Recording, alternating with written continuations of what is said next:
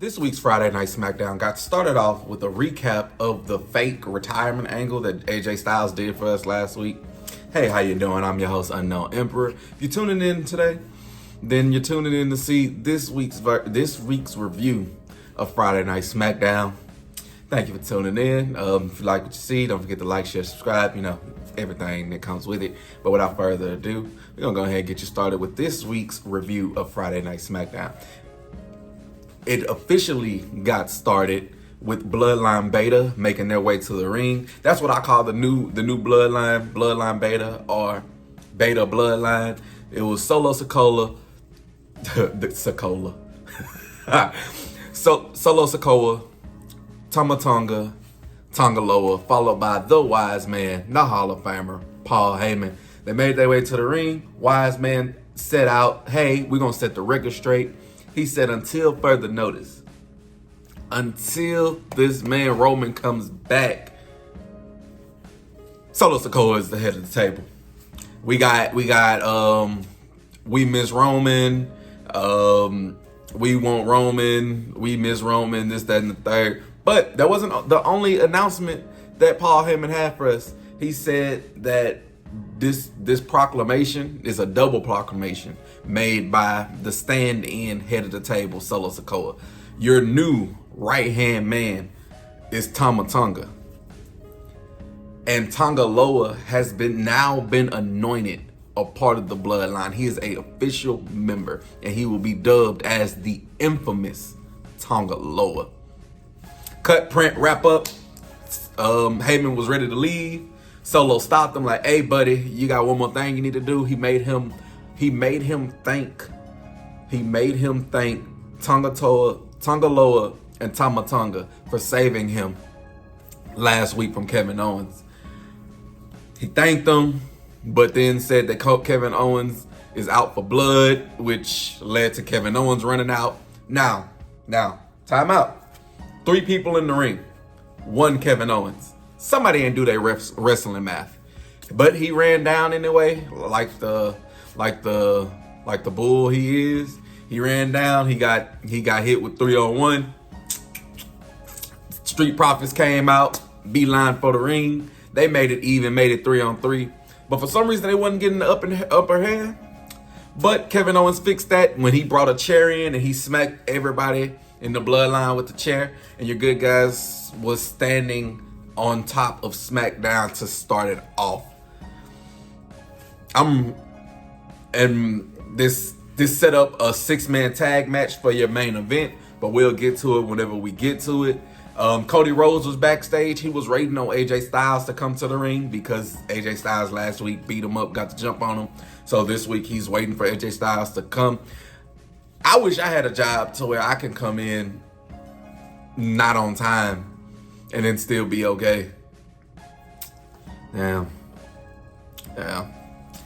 Next we got Candice LeRae and Indy Hartwell basically getting what they wanted, not actually getting what they wanted. But they had a match with our reigning women's tag team champions, who is Bianca Belair and Jade Cargill. As soon as the match got started, we had the team of Isla Dawn and Alba Fire making their way to the ringside. And Zoe Stark and Shayna Baszler also made their way to ringside. The match itself was less than 5 minutes. The bad guys basically was getting the jump on Bianca, who started the matchup. But all this dude did was lead to a hot tag to Jade Cargill. They tossed Candice LeRae to the outside. Indy Hartwell got rammed into the corner, the turnbuckle, and then they hit her with that DDT wheelbarrow kick flip Alabama slam, whoop, whoop, whip lap, blippity bloop. I don't know, but that's a clean move that they had. They hit him with that double team move. Jade pinned Indy Hartwell for the 1-2-3. They were standing tall, but they wasn't standing for long. The teams that was on the outside that I mentioned earlier, they came in after they got the jump on your tag team champions. When they got the tag team champions out the way, Zoe Stark, Shayna Baszler, Dawn, and Fire began to fight each other. which was a bad move. You let your tag team champions get their health back. They came in. Don and Fire got hit with a KOD and got hit with a Jaded, respectfully. And your tag team champions was standing tall. Can't get the jump on Storm and her buddy. Rapunzel and Storm? What? But they're gonna this leads later on. They announced that at Clash of the Castle is gonna be a triple threat tag team match between Storm and Rapunzel, which is going to be Jade Cargill, Bianca Belair taking on the team of Zoe Stark and Shayna Baszler, taking on the team of Isla Dawn and Alba Fire. I believe that they retain here. This is the best case scenario to get the titles off of them, but I believe that they keep it towards SummerSlam. Or this ends up two ways. They retain, or they come out of it setting up a program. They lose the titles, but they set up a program between Jade Cargill and Bianca Belair so they can have a SummerSlam match. You know, hey, both of those are good. I think what I'm gonna do is call this like highs and lows. The matches that I say are high, those are the ones that I was high on. The ones that I give a low rating to, obviously give it low on. That's kind of what I'm thinking, but I'm gonna tweak it and everything like that. If you have an idea, feel free to drop them in the comments below. We then had Cody Rhodes basically telling his boss that he's not gonna listen to him. Then we segued to Apollo Crews getting beat up backstage by Legado del Fantasma. He didn't really say too much. He said Angel's name and then he got jumped. But then immediately following that, we got a setup to take the place of the match that Apollo was gonna have with Garza, or Angel, no longer Garza. And we got Carmelo Hayes taking on LA Knight in that open spot that was now filled up because Legado del Fantasma attacked Apollo Crews. Next we got an NXT rivalry renewed. We got Grayson Waller taking on Johnny Gargano. Last week we had Ciampa beat Austin Theory, so you know you had to do the second part of that tag team, which was Waller taking on Johnny Gargano. The match was hard hitting from the beginning. Waller was starting off, he was giving rights, he was giving slams. Gargano was starting off with super kicks and dives. Basically just getting their offense in, starting to pretty nice. Grayson Waller was in control. When we got back from break, we didn't necessarily have to guess and see how he got in control because they showed the replay and he hit this amazing elbow onto Johnny Gargano. Hey. But that control didn't necessarily last long. Gargano was able to hit an enziguri, and he hit his patented his springboard or slingshot spear. He got a 1-2 kick out. Waller then got hit a little bit of get back whenever he was able to hit his sit out powerbomb for the 1-2 kick out. It started to pick up. Both men started to hit really heavy in the ring. They were having the classic yay, boo, back and forth. We even got this nice little springboard where Grayson Waller rolled into the ring. He did like something where he flipped up, but Gargano caught him and hit him with a back suplex. That was really a nice spot.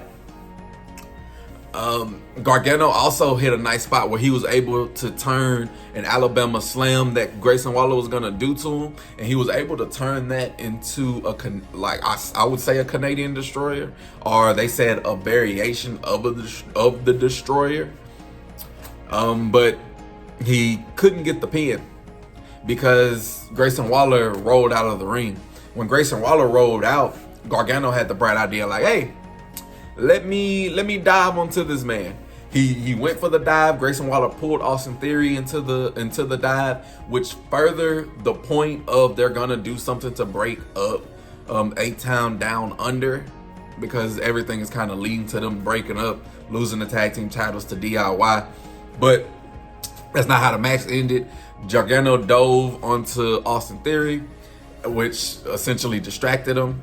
Grayson Waller threw him into the ring post. He then threw him into the ring, and then he hit this flipping unprettier, like a somersault kill switch out of the corner. And then he got the 1-2-3 on Johnny Gargano. He was standing celebrating in the corner, but what he didn't see was Austin Theory on the ground, still staring a hole into the back of his head, because he felt him pull him. And then last week, Grayson Waller said something along the lines of he made Austin Theory. This tag team is not long for this world. I guess out of high and low, I'd give it a mid. Like, it wasn't too great, but it wasn't a bad match. So, you know. But they got the win, and they will have that tag team match, I believe, at Clash of the Castle. But with everybody involved, and I also believe that DIY is going to win the title at Clash of the Castle, which will set up a program with Austin Theory and Grayson Waller leading in the SummerSlam. I don't know who's the face in that. I guess it would be Austin Theory. Kind of make him sympathetic in a way. But hey, what do I know? Which, I know a lot. But I can't tell the future, so I don't know what's going to happen with that. So hey, what do I know? Nick Aldis then came back with security. He came back and was like, hey, Cody, I trust you, but I know how this go down. So these people, they're just here to make sure that you don't do too much. Next thing we know, AJ Styles pulls up. He's standing on top of the SUV, flanked by Gallows and Anderson. Cody was like, I ain't for this shit. So he was like, all right, cool. We're not gonna do shit back here. He went out to the ring and was like, AJ, get your ass out here. Which AJ went out there. AJ came out there, but he ain't go to the ring. He like, ooh, yeah, I see the look in your eyes. You really want to fight me, huh? And then he channeled his inner Batista. Cody, give me what I want. You know what I want. Give it to me. Give it to me now. Cody is proven to be a fighting champion. He said, that's what you want. Cool, I'm gonna give you what you want. You are granted a championship match at Clash of the Castle. But it's not gonna be just any old typical match. It's gonna be an I Quit match. Nick Aldis was standing right there. He looked at Cody. He looked at AJ Styles. He said, thumbs up. So we have that match set for Clash of the Castle, which is gonna be an I Quit match between AJ Styles and Cody Rhodes. AJ Styles is gonna quit. You know, I don't see, which kind of makes me mad. I mean, AJ Styles was already a heel, but when Mark Henry did that angle, he won the title after. Or did he win the title or did he just lose? No, I don't think he took the title from John Cena. I think John Cena ended up losing it at SummerSlam to somebody. I don't know. Y'all gonna let me know in the comments down below, you know. But we have our match. We have our championship match for Clash of the Castle. Can't really be mad at it, but I do believe that Cody Rhodes will come up victorious from that. Oh, and we also got a pull-apart brawl after this. I forgot. He threw a couple of security into the steel steps, and we got a nice little pull-apart brawl. Or them holding back Cody Rhodes, however you want to look at it. Next, we got the match that was set up early in the match. Earlier in the night. We got LA Knight taking on the man, the myth, the legend, Carmelo Hayes. Straight from the bell, Carmelo Hayes was aggressive. He was attacking. He was raining down elbows and forearms, but he was also over aggressive and overconfident. So every time he was getting up, he would lose it because he would either be over aggressive and the veteran would take advantage of it, like when he was getting aggressive and LA Knight threw him outside and dribbled his head off of the announcer's table. And then he also got a little bit overexcited, overconfident, saved the count so it didn't get counted out, but he got a back suplex onto the Carmelo Hayes, and that announcer's table has been like this since his debut. So, I mean, Oh, you gotta love it. Carmelo Hayes busting out the corner. He got a little bit of offense in, but he went up for his finishing move. But LA Knight was able to push him off of the top rope. Every time Hayes would get a little bit of offense in, like I said, his cockiness would get the best of him. LA Knight got back on top. He hit his megastar elbow. He was going for blunt force trauma, but Carmelo Hayes was able to turn that into a roll up. He grabbed the tights, but the veteran took that, flipped his momentum onto himself, and then got the 1-2-3. LA Knight now has a victory over Carmelo Hayes, and I don't believe that Carmelo Hayes has won a match yet since his debut on Smackdown. He lost to Cody Rhodes, he lost to Randy Orton, and now he's lost to LA Knight. 3 superstars in their own right, but you can't have one of your top draft picks continuously to lose. You can't continuously have one of your top picks lose. He's gonna have to get a win sooner or later. But after the match, LA Knight called out Logan Paul, who was somewhere getting ready for a Tetris tournament. Can't necessarily get mad at that.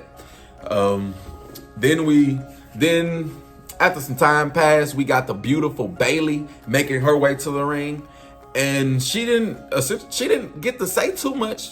She said Piper Niven's name, if she even got that out. But then we got Chelsea Green and Piper Niven coming out. Chelsea Green was doing most of the talking, basically she called Bayley a loser, and then Naomi called her stray because she called her a loser too.